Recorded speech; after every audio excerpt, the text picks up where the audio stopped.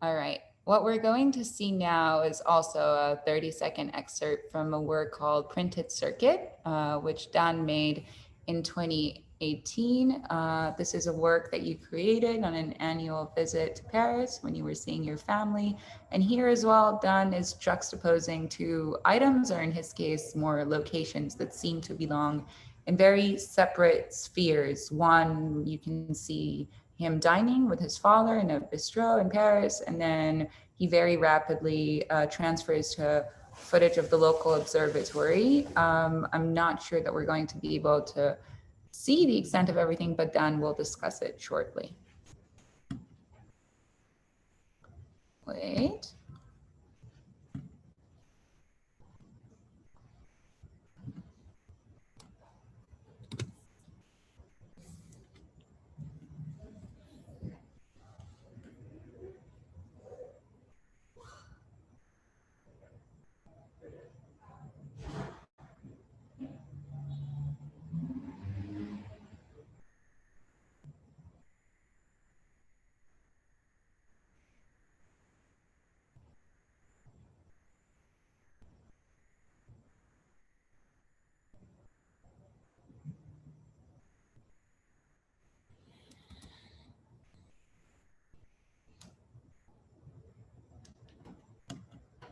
All right.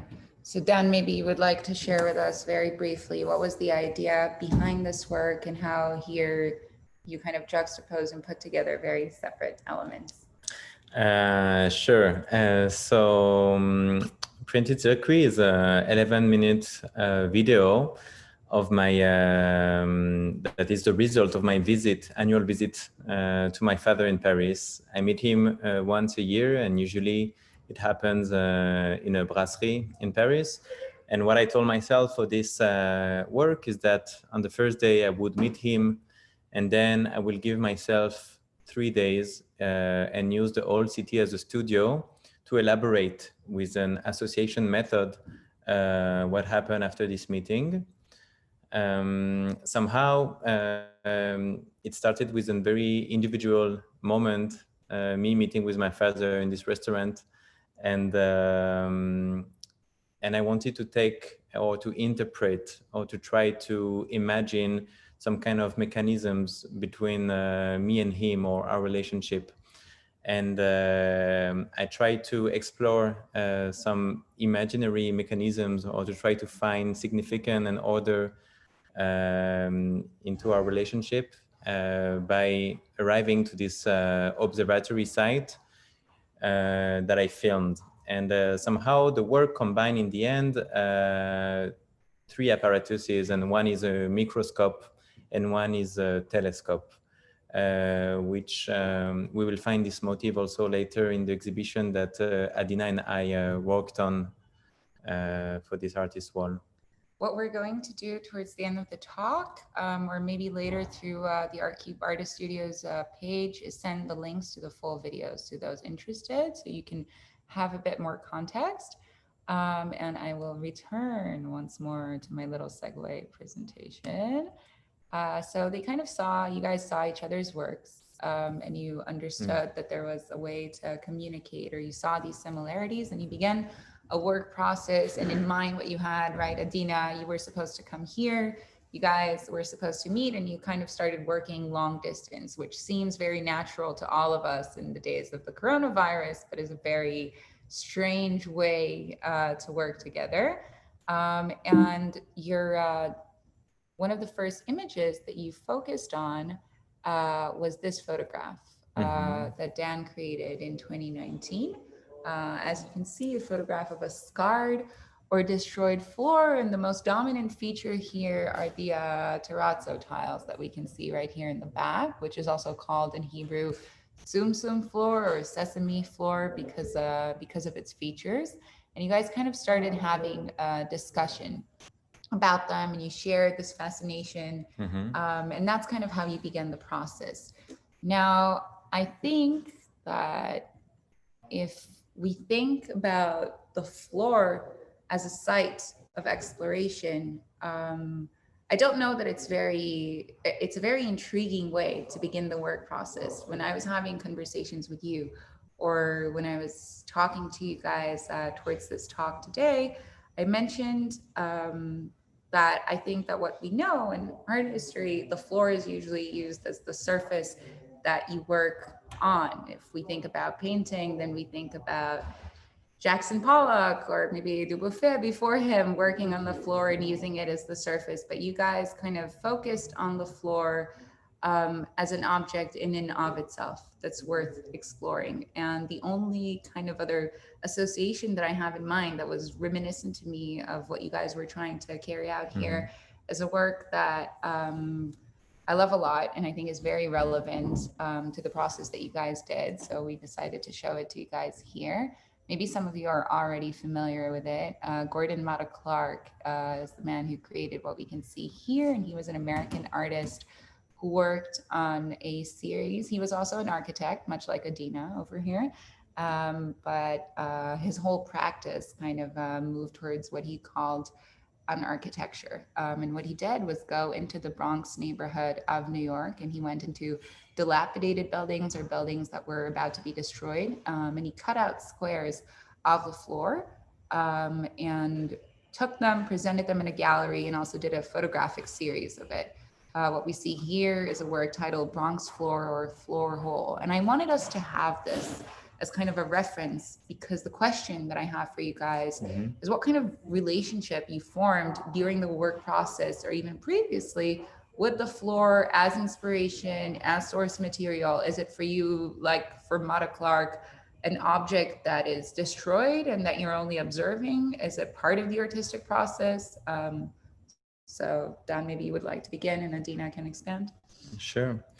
So thank you for showing also this image that I really like of Gordon Matta Clark, and I'm very happy that you make this association. For me, oh, maybe I could go back to the to the picture. So before the Corona started, I was looking for an apartment during the month of January and February. And somehow, as I was looking for it in Jerusalem, it began a sort of routine, meaning that maybe I saw more than 60 apartments, but I lost the perspective of finding one. I would just go there as someone would visit a gallery or an exhibition. I would just go there, and it became part of my routine, even during the Corona times. And so also, like, as we say in French, sometimes we look for a roof when we look for a place or shelter or an apartment. And I felt that in this journey, I was looking for a floor, as I was very sensitive to its energy and also to its very specific characteristic that we find in Israel with what we call the terrazzo or a soumsoum floor, as an expression I learned from the artist and friend Ariela Cohen. And so there was just for the anecdote, I came in one apartment and I saw this floor. Maybe we can, 1 second, return so everyone can see you. Okay. Yeah. So for the anecdote, so I came one time to visit an apartment, and I saw this hole on the floor, and it really moved me because I was like a bit stunned by being able to see the flesh of this floor that I'm so familiar with for 10 years already. And I asked the landlord if I could come back the next day. And so the landlord thought, oh, you're interested in renting this apartment? And I kind of told him, yes, sort of, because I thought it would have been weird to tell him I want to come back just to photograph the... It's very hard to rent an apartment in Israel. You have to excuse him for that. True story. So I planned to come back the next day around 10 a.m. when the light was fitting the context for photography, and I came back with my camera and I took this picture. And for me, this picture is briefly, we'll see how it triggered my collaboration with Adina and how she really responded and and also related to it later. But for me, it was kind of this whole was kind of um, of like a search for an anchor, or like a ghost of an anchor. There was like something not clear about how this whole happened, and somehow I didn't want to know how it happened. I like to let myself imagine a story. Adina, do you want to tell us after this very heartbreaking anecdote? Do you want to tell us a little bit how you related to this notion? I saw this picture because Dan and Ivy were sharing different things, sending photographs, videos to each other. Like this was this kind of dialogue. And this image somehow, I felt it was very strong. And I also, it was also funny that it is called soumsoum floor, and that somehow it seems to be something common in Jerusalem. Dan told me so. And I began to research a little bit about the history of terrazzo floors, and maybe also when we think about this title of the exhibition, Dimensions of a Floor, actually when you think about a floor, you think it's two-dimensional maybe, but maybe like you can discover many more dimensions if you take a look at it. It can be something in the structure, in the material, in the history. So I also researched about the history of terrazzo, and it's also very interesting that it's actually constructed initially to be very durable, and also small stones could be recycled. And it developed somehow that first it was, for example, it was also in use in Italy to build very palazzi, like very, how can I say, buildings that are very luxurious. Sorry, but later in their frame. Pardon? And also very sturdy in their frame. Yeah, but later it really developed, and also it is used a lot in staircases in Vienna social housing buildings, and also in bathrooms. And even later, it also tells the story somehow of means of production, how the production process changed. So now it is very like even used as just a surface, just plastic that has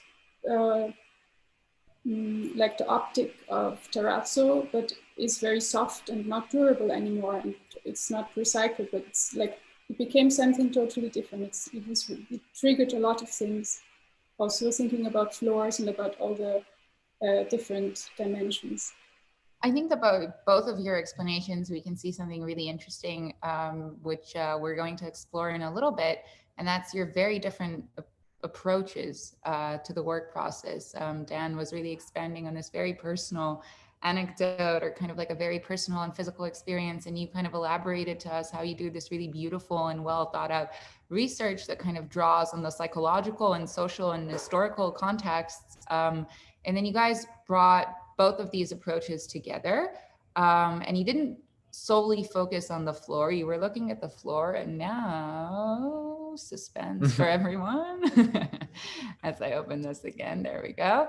And from the image of the floor, you guys somehow moved to the Mitzpe Ramon desert in southern Israel, and specifically to its crater, and kind of began by finding physical similarities in its features, of the quarries that are formed in Mitzpe Ramon and the soumsoum floor. But I know that it began because visits to Mitzpe Ramon were a part of your work routine, or something that has drawn you for a long time, Dan, right? Mm-hmm. Yeah, somehow. So I've been living, just to give some context, I've been living in Israel for about 10 years now. And actually it's funny because I'm always like lots of people on the line between Tel Aviv and Jerusalem. And somehow when I decide to break this routine, I just go south. Some people go north, but I go south and I go to Mitzpe Ramon. And it's a place that I feel good when I'm there. But also lately in the last 2 years, I think that in my body of work, I usually combine 2 countries all the time. And I somehow have like some difficulties in disconnecting from involving France or involving another land. And there is always this something that is involving 2 places. And somehow I wanted in the last 2 years to be grounded, or maybe to work into on the one hand, one of the most Israeli place, one could say. It's like pioneers who were building the road to Elat, and who somehow settled down in this place, like they made this city. And on the other hand, it's like the perfect place to escape because of this because of its geology, and also the focus on stars. It's like a site where you can watch stars, and it looks like a bit of a moon when you tend to have walked there. So Mitzpe Ramon is also like one of the places that fascinated me the most in the last 2 years. So you guys, as Adina mentioned, did a lot of exchanges, still had this plan in mind that you were going to meet, potentially travel there together, kind of create works that corresponded with the works on the floor, but then life happened. And you guys had to do it remotely. And then a wonderful thing happened. You traveled to Mitzpe Ramon on your own to do footage work on the ground. Adina was conducting her research about this desert town in the meantime, looking at a lot of satellite images and sending you to locations, kind of acting as a director and making you perform and carry out these research missions for the both of you. And what we're going to see, the result of that was 3 works that we're going to see in succession.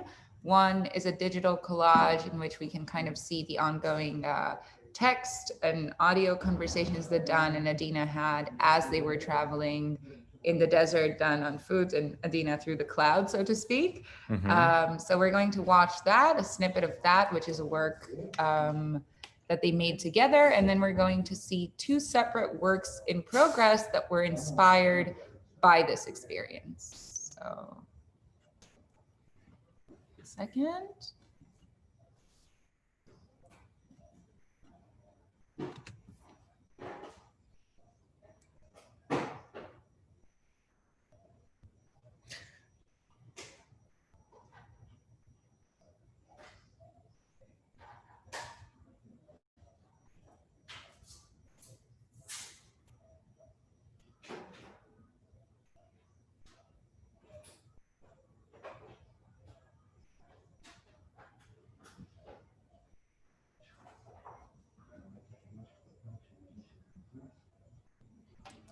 So I don't know if you guys managed to read the text that accompanies these images, but I think that one of the most fascinating moments is that Adina is asking you something as simple as, I don't see how big these rocks are. And you have to say, okay, I'm going to put the phone down and I'm going to walk as you can see it. And the result of that is a video work that could actually even stand on its own. So I want you guys to explain to us a little bit what it felt like to conduct this very emotional and creative process completely remotely. Adina, you're performing as a kind of director, you're behind the scenes, you're doing a lot of research, you're sending Dan in real time to take all this footage, and Dan, you're there, it's really hot, it's sandy, and things are happening. So if you guys can share with us a little bit these experiences.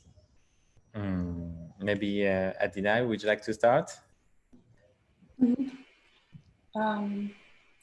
Well, I think we were both the directors.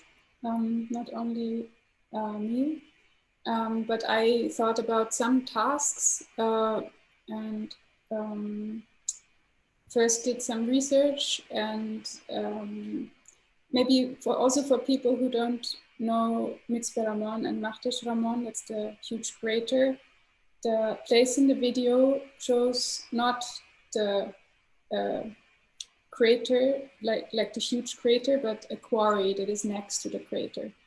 And somehow we tried to follow also the production process of terrazzo floors, and that's why we also got interested into those quarries and to see what kind of stones are coming from there, what kind of people work there, or how the ground is transported from there to some other places. So that was some initial interest also. And of course, I'm also making music and working with sound a lot. And so I also asked Dan to record the desert sound and what else? Some more tasks. Yeah, to visit some places that seemed interesting to me when I saw them on the satellite map. Mm-hmm. Yeah. Dan, if you can tell us a little bit about your experience actually being there and communicating with Adina and trying to relate to her what you're seeing. For me, it was very interesting to work with that setup that actually I would call Adina with my phone. It would be a video call, and she would record what I was showing her and filming. And I thought it was the greatest way to make a connection and to actually compose something together. And for me, there was something very moving about that, because there is, on the one hand, I was there and I could have somehow control of where I'm going or not. Adina was like, maybe sometimes she wanted me to go left and not right, and she maybe felt some frustration. But on the other hand, on my side, I would still visit and let her in live collect all the materials that I would get. And I thought that this was a very interesting collaboration on the field. I also felt that somehow I was on a mission. I didn't know which one, but an artist mission. And it was also right before the lockdown, the second lockdown, so not a long time ago. And there was also this survival instinct and this last chance to be able to travel, to go there. And I know every time I was talking to you, you were on your way there. So yes, exactly. On my way to Mitzpe Ramon was my status. But so I thought for me it was very interesting and also very moving, because there is something so tense about the temperature, the heat, the dust.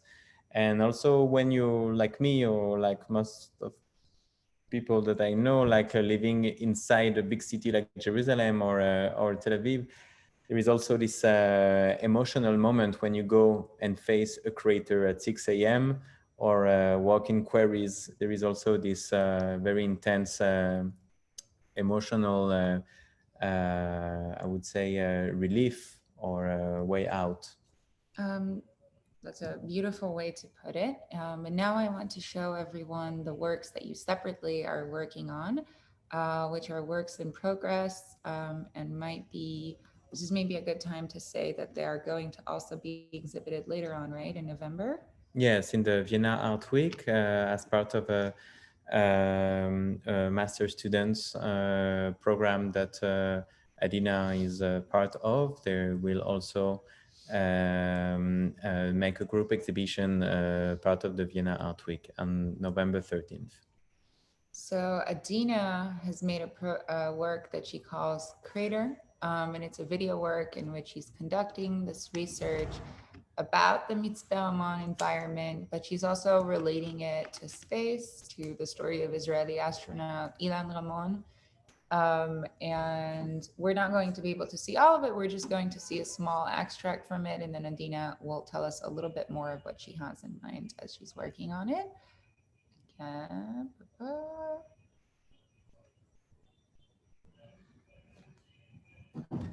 A crater is a remnant of something, a materialized testimony of a past event. A crater forces a surface to reveal what lies beneath it.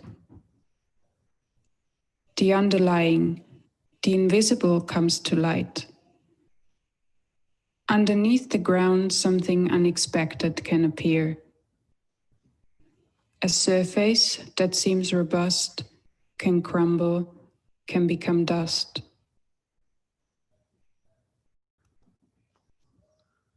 Those are my favorite words, those very last words.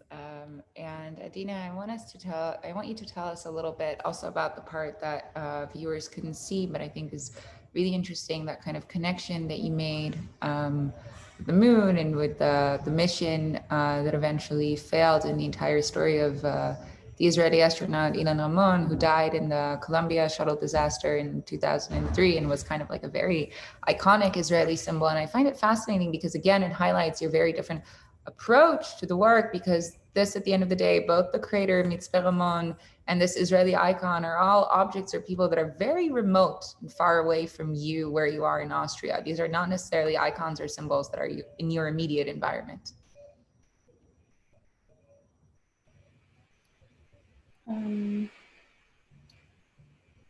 Maybe first I tell that with the image you're seeing, this terrazzo floor and this crater in the beginning of this short film, this image was very much inspired by Dan's photo he took. And it is actually a Mars crater that I photoshopped inside the terrazzo floor. And it also plays with scale and with different dimensions or different locations also. I think it's maybe about also that it really does not matter if I am doing a research about the Ramon crater or about a crater on the moon. When I'm doing this research, for example, online or digitally, or also in a library or in an archive, I can access all this information. I can access material that I can later remix. And it is, the moon is not further away than the Ramon crater right now for me. I cannot travel to the Ramon crater, so I cannot travel to the moon either. But I can access both of them in different ways. Fair. Maybe that's where you're going to shoot the next video. And we're going to, the last part that we're going to show you is the work that Dan has created right now, which is currently without a title. If only my slide would move. No, I don't want to replay it. There we go.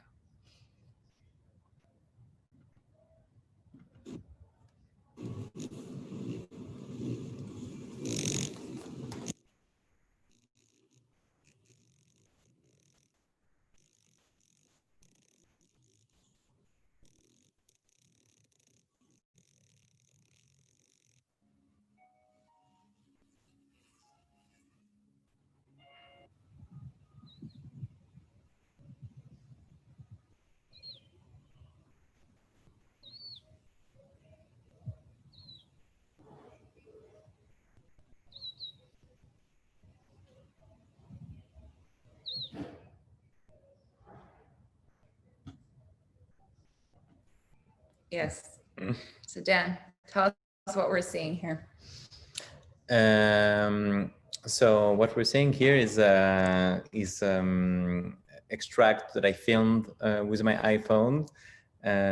Somehow, for some who knows my previous work, I always work with different cameras and less with iPhones. But in this period, in the last year, I came back to use and to film with iPhones. Here, what we see in the first part is the floor of my of an apartment that I left that I was living during 6 years, and that I was actually filming and trying to see the effect of friction with my body and with my camera on the floor. And we can see that the floor looks like it's a bit wavy and looks like water.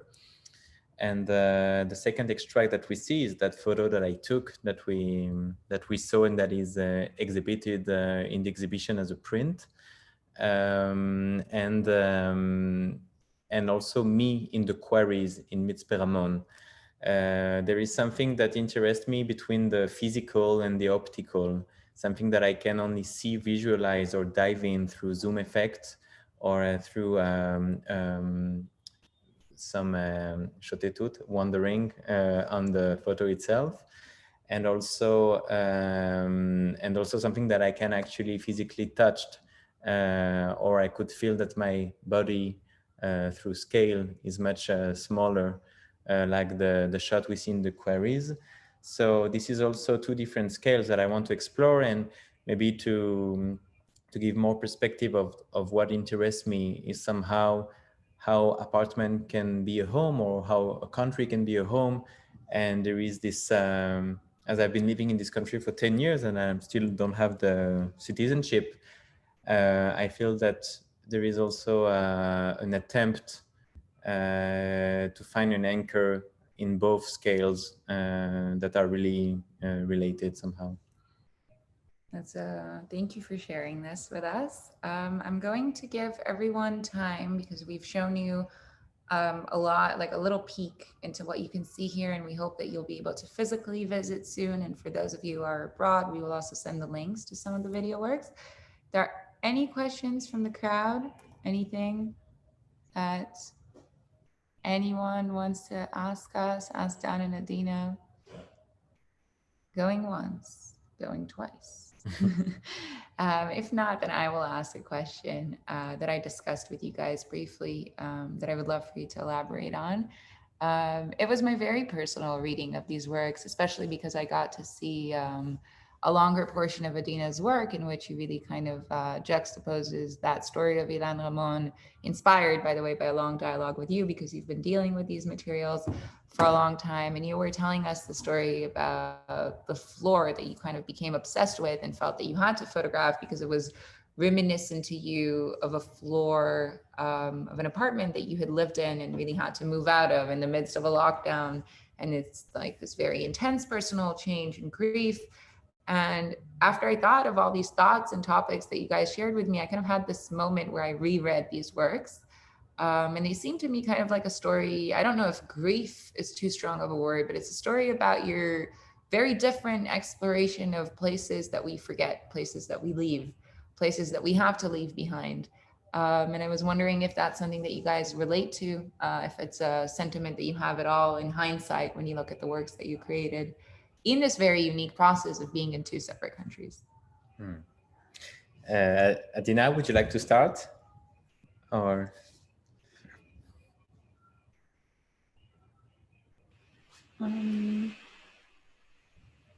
I would say that my work is less about loss, because somehow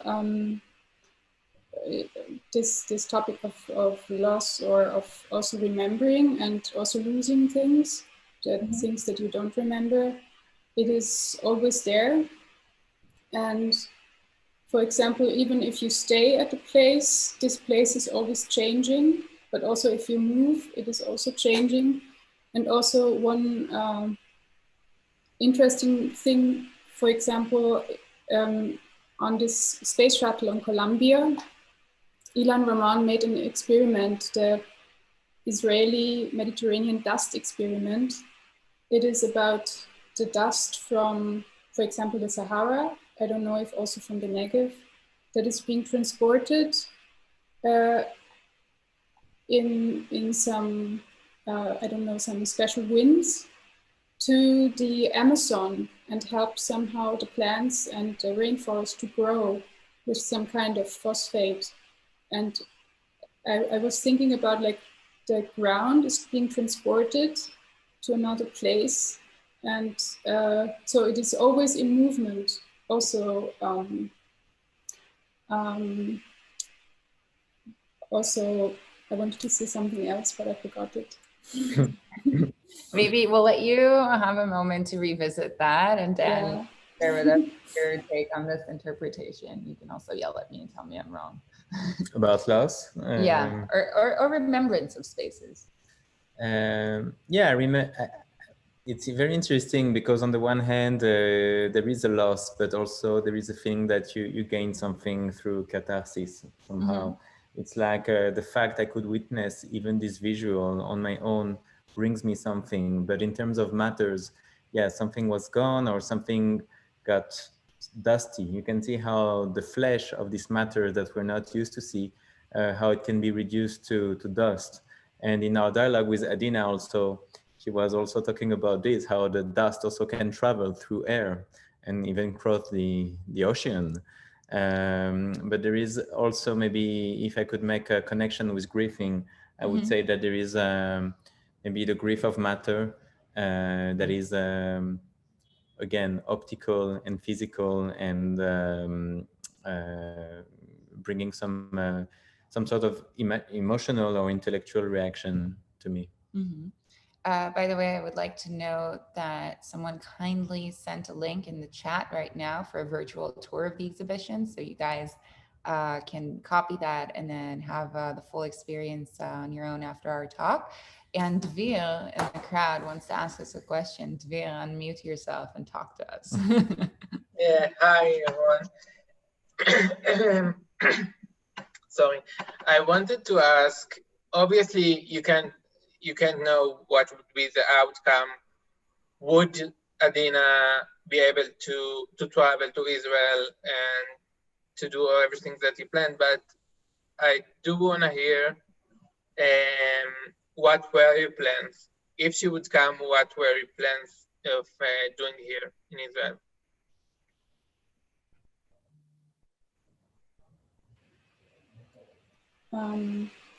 The process was very open, so it was clear that we would have gone to Mitzpe Ramon, and I don't know what we would have done then, because it would have developed somehow. We would have maybe visited this or that place, or we would have made some video shots, but I cannot say. It developed out of this digital virtual process the way it is right now. Which is a really interesting way to think about art that is being created, not just during the pandemic, but generally. Can it really cross borders? Is it part of the artistic experience, especially in the video art medium? I'm really, really sorry to say that we are running out of time, because there's another talk that's scheduled to come up right behind us.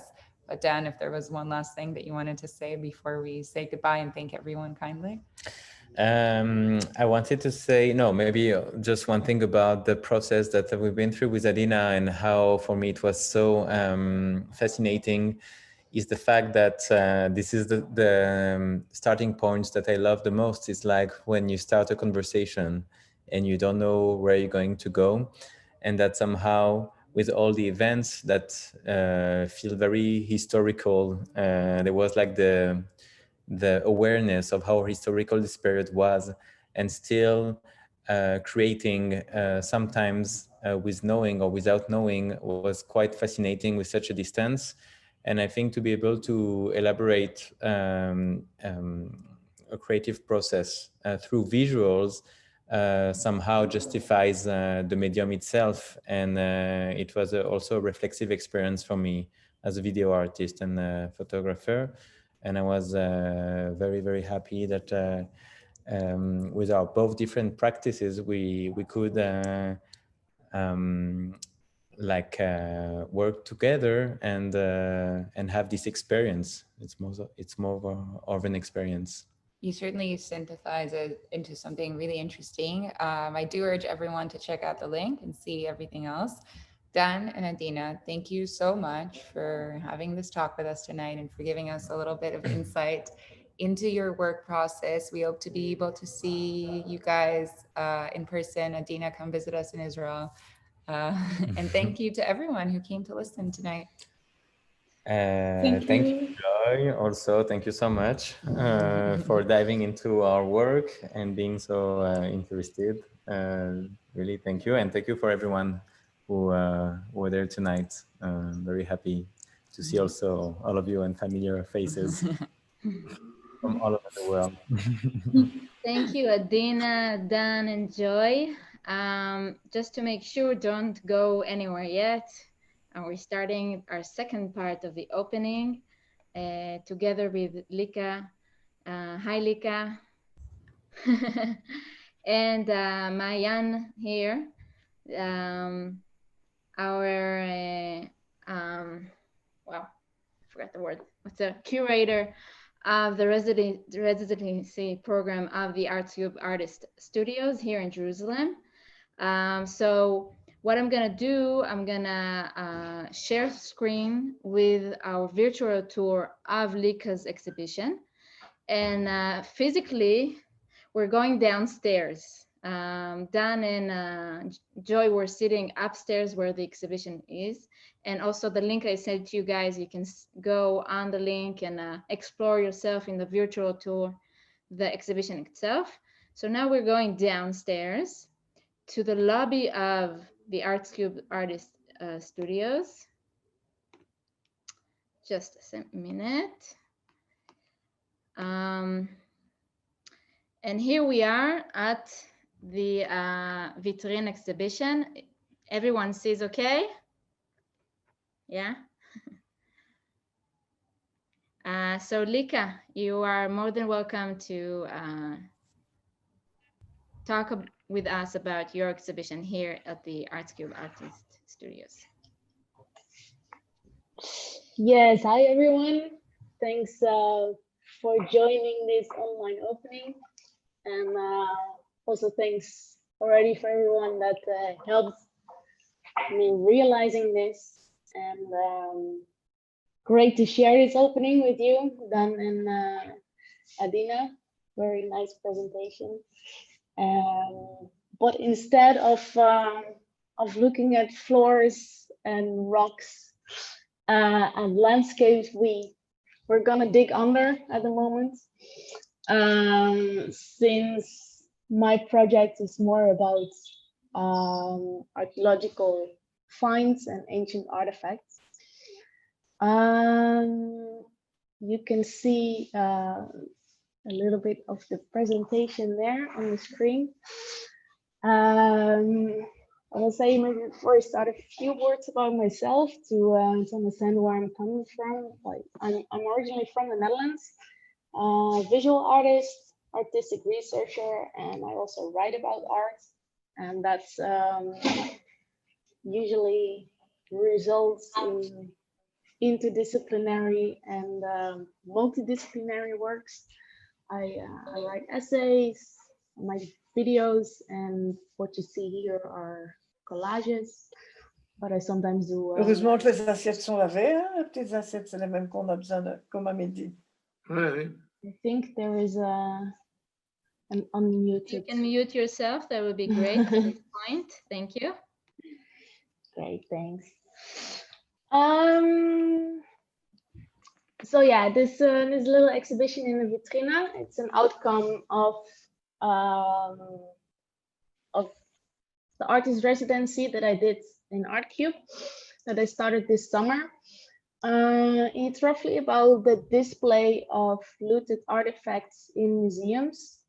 I focused on local cases for this exhibition, so on displays in Jerusalem. But actually, I think it's kind of a relevant topic, and it's really the start of a research, I would say. For me, especially coming from the Netherlands, where there are many looted objects in museums there as well, but then coming from a little bit different place, mainly in colonial museums. So during my stay, I started with making a lot of drawings. That's actually often how I start projects, drawing and writing, a lot of reading. And what for me was important is also to talk a lot to locals. So I interviewed or talked with some people, some researchers in the field, curators of different museums, archaeologists, and other people in the field of heritage, cultural heritage or critical heritage. And that's what led to this little show. here you see the collages that I made. I also created a short video, but I think we can share. Yes, it's displayed there. But for whoever wants to see it, I think we can share the link maybe in the chat later, because it's a little bit hard to show the video in the work. But if you browse yourself maybe later on through the video or to the, you can click there on Lieke, would you want us to click the teaser? Maybe we can start a little bit, click for it for a second, but I think it's hard to show, so we don't need the full okay, full 5 minutes.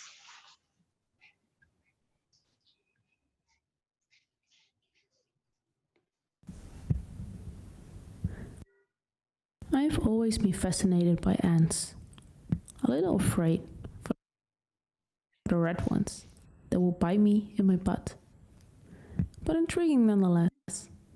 Somehow seem to find every crumble of sugary food in your house, making trails in your garden, carrying many times their own weight. I must have gigs of footage of walking ants on my hard drive, and lately been fantasizing about our underworld.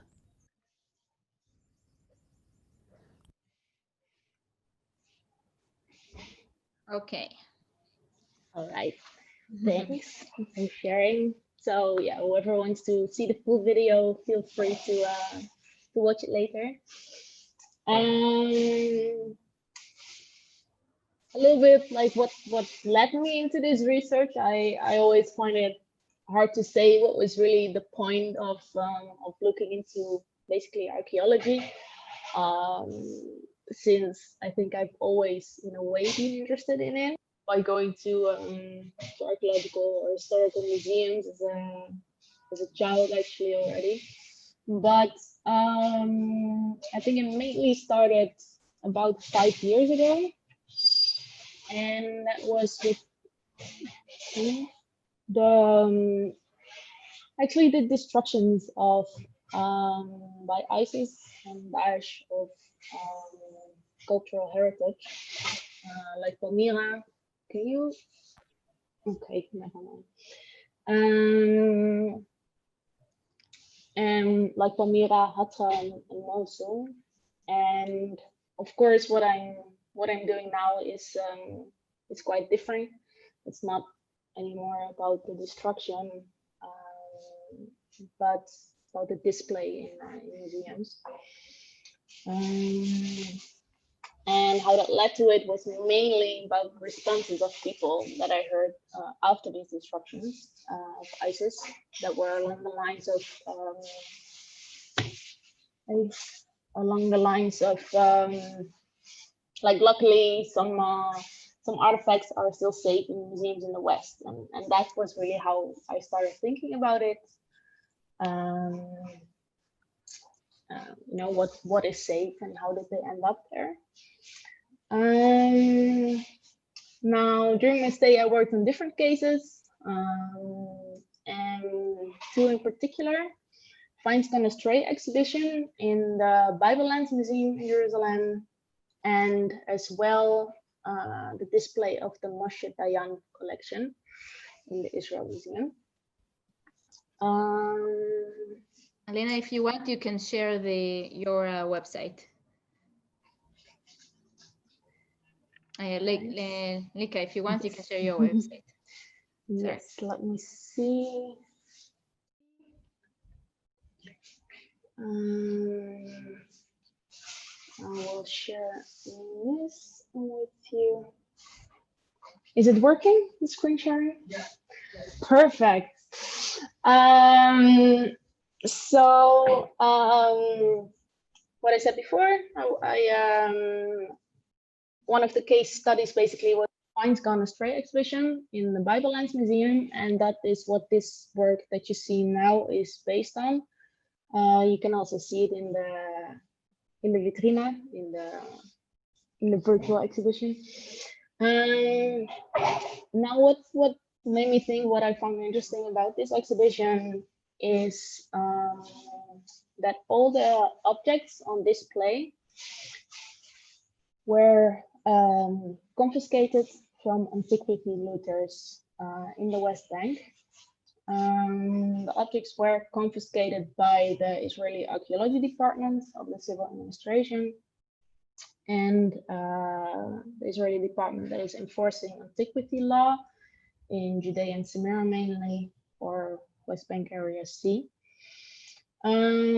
Usually these objects are confiscated, looked at, and end up in storage rooms. But for this exhibition, an exemption was made, and they were put on display. Now, what caught my eye was mainly the criticism on this exhibition, and it's criticism by various people. This criticism had mainly to do with the fact that it was displayed in a museum in West Jerusalem, and international law or Oslo Accords say that archaeological objects or ancient objects cannot leave occupied territory when they were found there. So you could say this exhibition is in violation with that law. So I created this work that you can look at. It's a print about 1 meter length, and all the objects that you see are the objects that were on display in the museum. I love to work with digital collages. Here are a few more examples. For example, this work is similar. I drew on top of an image made in this within this exhibition. This image is similar to that. And so this is one of the things that I worked on. And the other thing was, well, you can see in here, Moshe Dayan, display of the Moshe Dayan collection in the Israel Museum. As I guess at least most Israelis know, but I don't know who is else in the crowd. Moshe Dayan was a military leader and politician last century. And he also had a hobby, and that was digging up antiquities. Basically started by himself, but later on he used his military power, ordering soldiers to help him with his excavations and digging up, looting, stealing artifacts from the ground of Israel and more.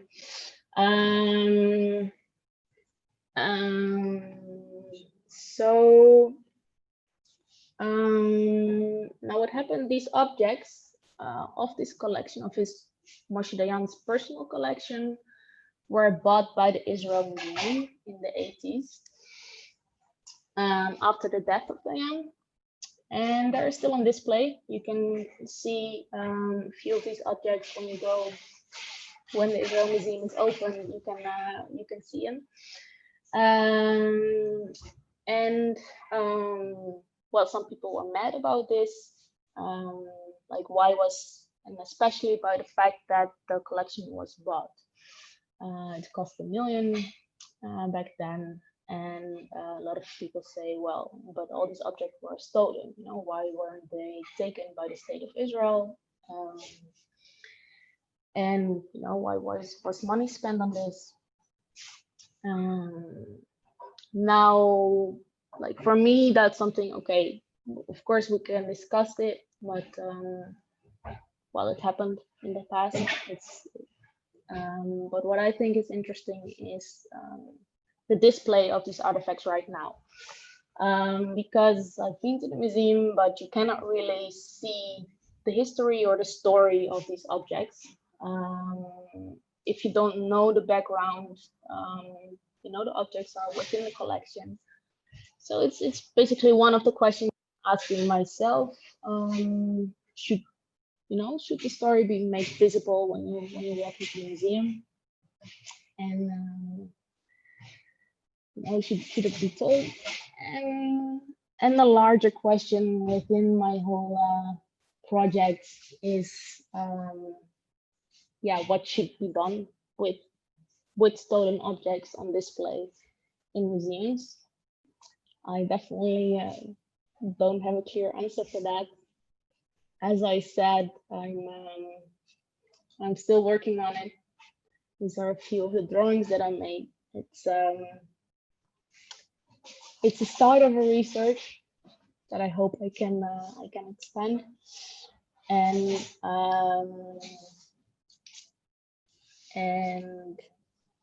eventually, hopefully, working towards publication, like exploring this situation more. So that's a little tour, a little introduction to what I'm doing, what I did during the residency stay, and I think we can share the video later. I'm going to say that it was very interesting to see Lieke work here in the Artcube Artist Studios. She's been here since July, and she's been in Israel before, and that's what enabled her to be here, to come to our residency here. But what's really interesting is that she wasn't able to actually go and explore the land as she planted, or to go and explore museums. And what she did is research in the studio, and research a lot online, and research a lot through her own artwork. I'm actually sitting in the studio where she sat and worked. And I think that's really interesting to see a work that develops through the limits of the time, but still expands a lot because of it, and goes a lot more deeper into the history and the research. Jan, you wanted to add something? Okay. Do you hear me now? Yes. You hear me? Okay. Sorry, no, I was starting to talk before, and then I realized that you're not hearing me. So sorry. I was saying that you probably all heard about the controversy with the Islam Museum that wanted to sell a large part of its collection. And I think there's some interesting correlations going on between what is happening there and between your research, and also, I guess, just the very notion of a museum which is closed. And of course, now all the museums are closed, but even in regular days, there are large portions of the museums that are closed for the majority of the audience, or parts of collection that are just hidden and are not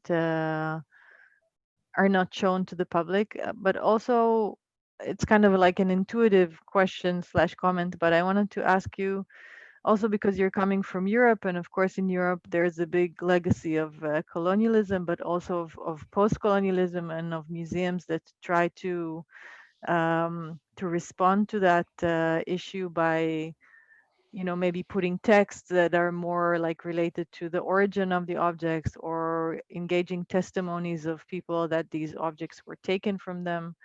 And I wanted to ask you, I guess, how you personally feel about coming from this like one post-colonialist legacy and then coming to this very different sort of post-colonial situation, and how do you feel that are the similarities and the differences, or just personally how you feel about it?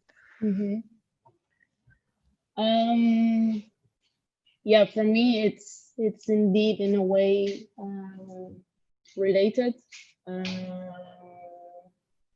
Maybe not exactly in the background, but coming from the Netherlands, from Europe, museums are filled up with objects taken in colonial times.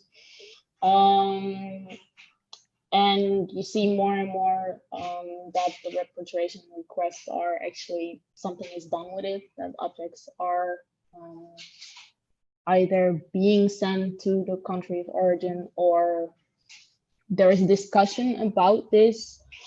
Also, I think more, the question that I put now in is like, should you know when you walk into a museum where an object is coming from, more than just the historical date and the geographical location.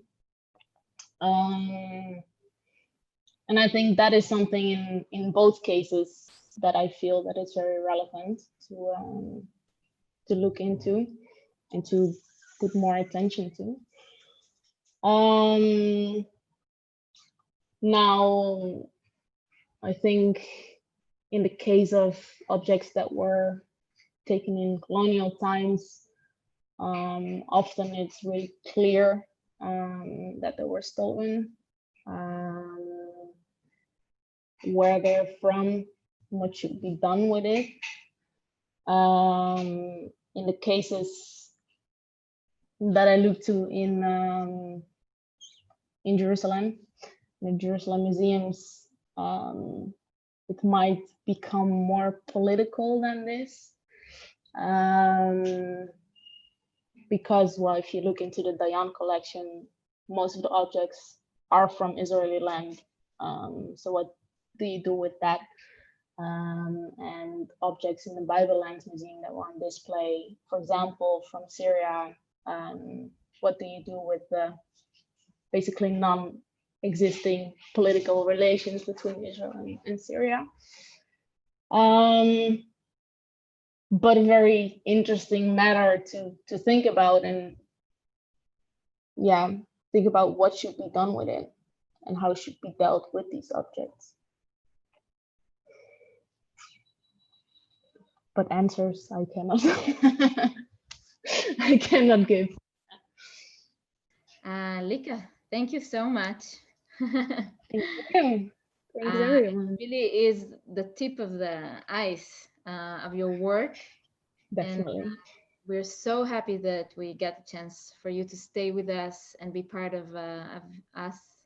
And you and Dan still have another event in Manafim Festival, which is the Artist Appointment on Thursday evening.